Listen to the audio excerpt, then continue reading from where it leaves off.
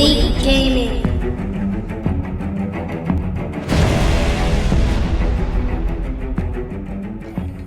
How you doing, guys? It's Andrew at Elite Gaming HQ, and I got a new computer build for you. Today we're going to look at a Kaby i7700K. I kind of want to take a different approach to this computer build. For one, I wanted to do an all Intel build, and I mean, what's the point of doing an AMD build when Ryzen should be out in a couple weeks? So if you are thinking about building a computer, you might want to wait for that to come out, but just for fun, let's build a semi-enthusiast computer for someone who wants to run a YouTube channel, to be able to render 4K videos, and to play gaming in 1440p. So today's budget's going to be $1,200, so let's see if we can fit everything in there in 1,200 bucks. Now, first things first, I would like to say I don't recommend anyone getting an i7 7700K unless you are rendering videos or making music or something in that nature. It's a real workstation CPU. You would be just as good with an i5, but for this video, for fun, we're going to use the i7. I personally have an i7 in my rig, but most people aren't going to need that. But first, let's talk about the case. It's always great to start with an awesome looking case. I see a lot of people skimping on the case because they want to do more performance, but I think when you're spending this much money, you want something that's going to look awesome.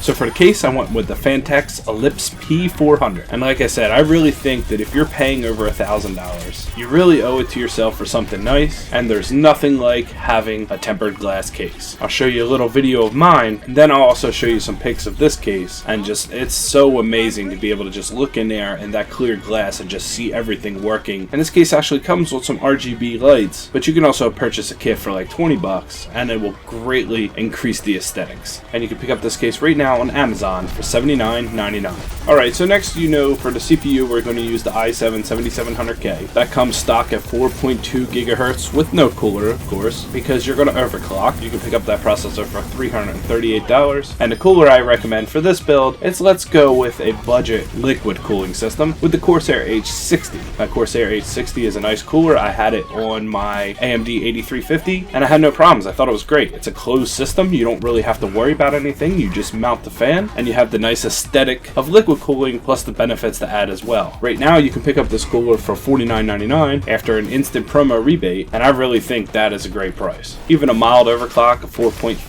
gigahertz, just something very simple to do, could be worth it if you're really worried about overclocking. But a lot of people are getting this processor up to 4.9 gigahertz without really a problem. Next, for the motherboard, I went with the MSI Z270 Pro. It's a very attractive motherboard with 4 RAM slots as well as 2 PCI Express slots, so in case you wanted to make some alterations down the road. I'm not a big fan of running multiple graphics cards, but the option is there if you ever want it in the future. Let's go into something fun, and we'll look at our GPU. It's pretty funny right now that GPUs have dropped in price, but RAM has went up in price. Where the market's at right now, you can find yourself a GTX 1070 8GB for sub $400, and this Gigabyte WindForce overclocked I found on Amazon for $369, which is a great price, and this thing will allow you to game in 1440p. I'm gaming in a lot of games with my RX 480 in 1440p, and this card is definitely a step above that. As I was talking about RAM, we definitely want to make sure we get 16 gigs with this price tag, so I picked out some Patriot Viper 4, 2 8GB sticks, DDR4 2800 megahertz memory. This kit will set you sub $100, and you really don't need to worry about too much RAM speed when it comes to gaming, but on a rendering aspect, it could help you a little bit, but most of the tests show that it's not a big noticeable difference. Alright, so now we can talk about storage. For storage, of course, you're going to get an SSD and also a mechanical hard drive. I recommend this all the time. I know 120 gig SSD is kind of small, but really all you need only is your operating system and the game that you're constantly playing at the time. And with a 1 terabyte 7200 RPMs, you're really not going to notice a difference in most of the games that you play as far as load times. You will on something like GTA 5, but you can just load that onto the SSD, and you'll still have plenty of other space. Alright, to round out to the end of the build, we go in an EVGA 600 watt 80 plus bronze certified ATX Power Supply. You can pick this up for Outlet PC, and it also has a $15 mail-in rebate. 600 watts is plenty enough. 500 watts could have been fine, but this system is running about 380 to 400 watts based on PC Picker, so I figured let's go ahead and get a 600 watt. And the price is right at $48.98. You really can't beat that with an EVGA power supply. So there you have it, guys. That is your $1,200 build for the month of February. Maybe in March I'll try to do one at the beginning of March. I don't know. We'll see where Ryzen comes out. I'm excited to see what they have. If everything pans out the way they say it's going to be a pretty amazing time to become a PC gamer. Give me a thumbs up if you liked the video. If you're not subbed, be sure to sub, and I'll catch you guys on the next one. My name's Andrew, and this is Elite Gaming HQ.